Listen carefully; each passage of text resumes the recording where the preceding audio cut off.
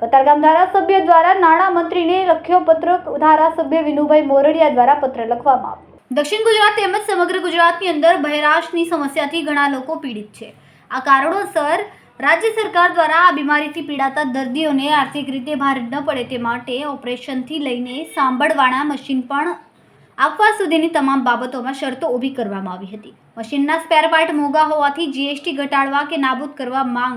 હાલ cochlear implant ધરાવતા દર્દીઓ માટે processor, battery, charger, cable, coil જેવા સ્પેર પાર્ટમાં 18% જીએસટી વસૂલવામાં આવે છે.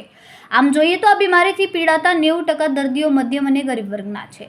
તેમાં પણ મોટાભાગના બાળકો હોય છે. તો આ બાળકો માટે માનવતા રૂપે સરકારે મદદરૂપ થવા માટે જીએસટી નાબૂદ અથવા 6% જેટલું જનકલ્યાણના આશીર્વાદ મેળવવા સરકાર તરફથી ઝડપી અને યોગ્ય નિર્ણય માટે પત્ર લખવામાં આવ્યો છે.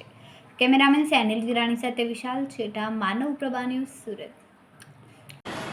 માનની કનુભાઈ દેસાઈ નાણામંત્રી શ્રી ગયા વીકમાં અહીંયા આવ્યા હતા અને ત્યાર પહેલાં 1 વર્ષ પહેલાં મેં એક પત્ર લખ્યો હતો માનની મુખ્યમંત્રી શ્રી અને ઋષિકેશભાઈને. ત્યાર પછી જે પ્રકારે આના બાળકોના વાલીઓ એમને માનની ઋષિકેશભાઈને બધાને મળ્યા હતા અને એમનો પ્રશ્ન જે હતો એ હલ થયો હતો.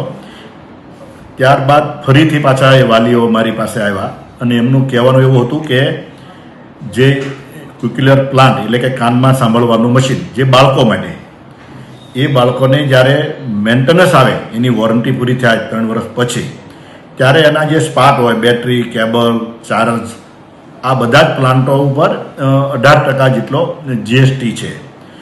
જો એમાંથી રાહત કરવામાં આવે, કારણ કે આ બાળકો માટે છે ને, અને ખાસ ગણીએ તો એમાં મોટાભાગના ગરીબ બાળકો હોય છે અને ગુજરાતભરના બાળકો માટેનો આ પ્રશ્ન છે. અને એ મારા ધ્યાને આવતા મને એમની રજૂઆત યોગ્ય લાગી.